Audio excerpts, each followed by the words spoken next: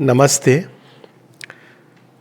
and salutations to all those who have gone before us, showed us the way, the luminous masters, the Yogeshwar, and in the present age, the Mother and Sri Aurobindo, who have brought to the world a new yoga, what they called as the world transforming yoga, a yoga of world transformation. Sounds very ambitious, so it starts with an individual, and the goal is ultimately to transform this world nature, this earth nature, so that this earthly life may become the life divine. Now, let me put this across in the form of a little parable of the bird in the bush. A bird which lived in the mountain ranges of the Himalayas flew and wanted to experience the adventure of what are these different realms, skies, earth. It has heard about the earth a little bit, and it enters into that state of adventure, moved by that adventure, moves far, far, far away from the home. And a time comes when it loses sight of where it has come from. The clouds have completely covered the summits, and as it comes down, it sees the earth. And lo and behold, it falls into a bush. And that's where the story begins, or rather, that's where the real adventure begins. While it's easy to fall in the bush, it doesn't know how to come out of it. So it cries, it prays, it remembers the home from where the bird has come, from the skies from where the bird has fallen. And then, listening to its cry, after a while, it sees another bird come down, look alike. But this bird is outside, and it starts teaching this little bird inside ways and means with which it can come out of the bush. Difficulty after difficulty, this little bird, imprisoned in the bush, trapped in the bush, surmounts, and then it comes out. Now, this bird wants to take her back to the mountain ranges. And so it happens back and forth for some time, for some more birds who have strayed. They see there are plenty of them who have entered into a similar adventure. And one by one, they try to take out one bird after another. But the problem is, the bushes are different. Some are very thick and hard shrubs, and it's not easy to come out of them. Some are infested with dangerous creatures. Some are thorny. Some are nice bushes which provide a little bit larger room. Some are bushes which also have some flowers, and occasionally a fruit seems to bloom on that. Many of the birds have given up the hope of ever coming out, and they are happy to live making some space in that bush. But the bird is the bird, and its home is not the bushes but the sky. So it remembers always. Sometimes it turns this remembrance into a ritual worship. It prays to unseen gods whom it has left behind. It tries to propitiate them, seeks help. Yet the bush is the bush, and a prison is a prison. So this goes on, and different ways and techniques are found to pull these birds out of the bushes. And depending on the bush, nature of the bush, there is a path. But then, after a long, long time, the great swan, the king of birds, it descends. And it says, look here, how many birds you are going to extricate? They say, we don't know, there are so many of them trapped here. So the swan says, let's change the rules of the game. What if we turn this bush, this shrub, this dangerous place, thorny bushes, into a beautiful garden, wide-spaced? Oh, what kind of garden? If it becomes a garden, it will be even better than our Himalayan ranges, because Himalayan ranges are free, vast, but there is no garden there. So some of the birds think this is madness, but some believe that yes, this will be the wonderful thing, and it will solve the problem permanently, because no more bushes, no more shrubs, no more thorns, and this whole place can become a beautiful garden, so that they can freely move to the summits, they can come back here, and all will be beautiful, blissful and wonderful. So, friends, co travelers, fellow seekers, the bird in the bush is the soul in man. And without this soul, which is a portion of the divine, remembers the sky from which it has fallen, there would be no yoga. Yoga, by its very word, means union with the divine, with the highest. And it implies that there is something in us which is still connected, however obscurely, with that, is a portion of that. Otherwise, if nothing corresponds, there would be nothing that seeks freedom, nothing that seeks vastness, nothing that seeks union with the divine. The sign that there is something in us, like a soul seeking for something beyond the human state, is that even when we don't know that we are trapped in the bush, we are still looking for state of perfection, for a state of freedom, for vastness, for unmixed bliss, for pure truth, for ideal love, for the peace that one does not find anywhere, not even in death, for the wisdom that makes no errors. So this is what is our seeking, because in us there is something which corresponds to such a high state. And when this seeking and the master swan which descends from the heights, they meet together, a path of yoga is born, and we have numerous paths, numerous ways. Some are known, some are not so well known. Some are broad paths and we know their names, the different yogas, Hatha Yoga, Raj Yoga, Kundalini Yoga, the Trimarg of the Gita, Jnana Yoga, Bhakti Yoga, and many others yoga. But there are also paths which we do not know, because to man's efforts to come out, there is always the help from above. Nevertheless, this has been happening for a long time, and as I said, this is the yogas of the past. It was necessary so that the bird can discover at least a state of freedom and vastness. Its wings, which are stunned by the fall, can once again grow wider because it has gone far away from those heights, strong because it has faced the adventure, the danger of the inane. And therefore, now the new yoga will be how to turn this bush, these shrubs, which are nothing else but the world nature. So there is the bird, which is the soul in us, fallen from the great heights. And there are these bushes and shrubs. Some are pleasant, some are painful, all a mixed bag, which is earth nature. So the new yoga now is not merely to liberate. Of course, that is required, first step. If I remain in the prison, I can't set others free. So first step will always be the same. How this bird should come out of this trap of the bush. It's not really a trap, there is a purpose. It has discovered the purpose is to change this into a beautiful garden house. So some of these birds, some of these souls which are freed from the clutch of earth nature, are now engaged in a new project which we may call as the project of the future, which is to turn this earth nature, this earth and earthlings, and we human beings into a wonderful garden house of the divine. This is what is the yoga of transformation. So first liberation and then transformation. For liberation we require purification. Without Shuddhi, there is no Mukti. So first Shuddhi, purification, because we are the thorns, the bushes, they are all rubbing all over our wings. We cannot expand. They are tied around our feet like chains. So we have to gently get rid of them. We can't do it harshly, suddenly.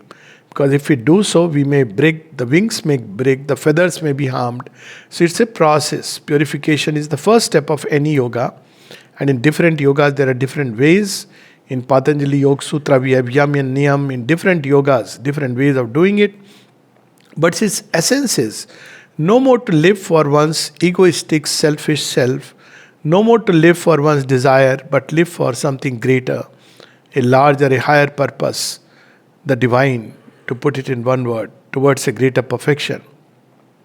If we do so, after a while, when nothing in this lower nature, earth nature attracts us anymore, then we are in a state of mukti. Shuddhi, then mukti, liberation, freedom, vastness, infinity, eternity. We can soar at will. But the next step is transformation. For this too, there are two stages, Shuddhi and Mukti, and then there is Siddhi and Bhukti. What is Siddhi? Siddhi is that this bird which has escaped must develop itself fully. It must get all the knowledge access. It just cannot start tampering with the bushes unless it understands what this is, how we can transmute it. It must discover that magic potion, to use a word, which it can put into the very roots of the shrubs and bushes, so that the magic or the dark spell can be reversed, and all of them which are now twisted can suddenly wake up to a greater light, can become beautiful, strong. The name of that magic potion which this liberated soul must harbor is divine love. It is divine love which is laboring in the heart of creation, in the depths of creation. That is the mother. And she is laboring so that these bushes, these shrubs can change into something beautiful and divine. The shrubs and bushes themselves resist. They are habituated. I am this, we are this. Don't expect us to change. In fact, they are very happy that time to time some birds are trapped in it. They are happy with their littleness, like us, happy with our littleness, smallness. Yet this soul aspires for something more, something greater. And this divine love, in response to this call, works within us slowly to transmute this fallen earth nature into something beautiful and divine.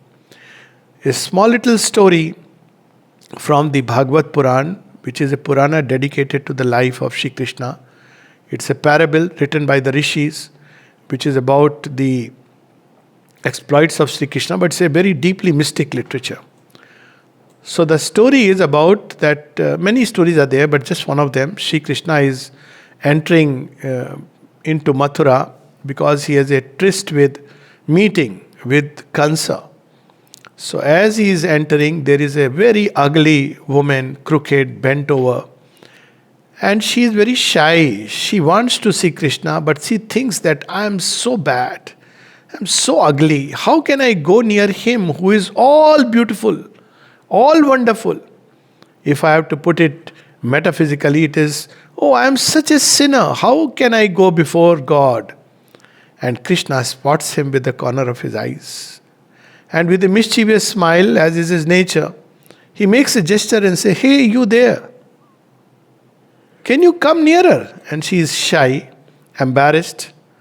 But Krishna is calling and she must come. Doesn't matter who we are, what we are.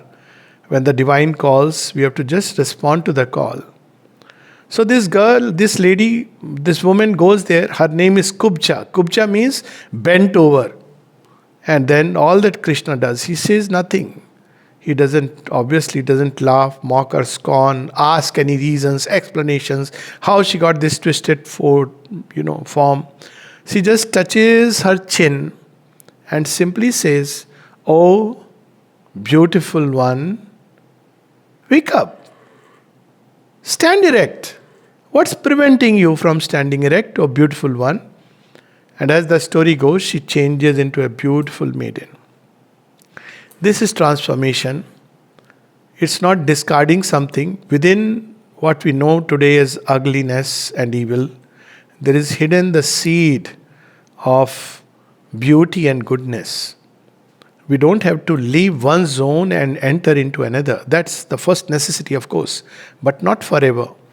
We can, with the alchemist energy of divine love, transmute this base metal that we call today as earth nature, with all its fears, suspicions, jealousies and hates and God knows what. The list is endless. Desires, endless desires, sting of ego, suffering, unconsciousness. All this can be transmuted by the touch of divine love and the divine assurance and the divine promise. Wake up, O resplendent one, O beautiful one. This is not what you are. You are truly someone very beautiful. Because this nature too is nothing else but fallen. He is the robe of the divine who dwells on the heights. That robe has fallen here. And that robe has been covered with mud and mire. But still, it is the robe of the divine. A little cleansing and it will become that. So, here too, Siddhi is basically developing this nature into its divine possibilities. Siddhi, we can use the word perfection. So Sri Aurobindo gives a new goal for yoga, not just liberation. Liberation is the first step, but perfection. Not human perfection, because human perfection, even at its best, is still imperfect. Even I can become a virtuous man, a good man, an ethical man, yet my wisdom is a shining ignorance. My power is always maimed at every step with weakness and failure. My faith is always clouded with doubt. So it's not really perfection, but yet human beings can become that, moral and ethical. But that's not what Sri Aurobindo is speaking about. But the divine perfection, the divine who is free and full of infinite possibilities, infinite love, infinite bliss, infinite peace, infinite wisdom, infinite power, and much more. That nature, human nature and earth nature can assume, and the day it does this, it will be able to enjoy this world as the divine enjoys this world. That's what is bhukti. So bhukti is to enjoy. That's from where bhakti comes, to take joy in the Lord.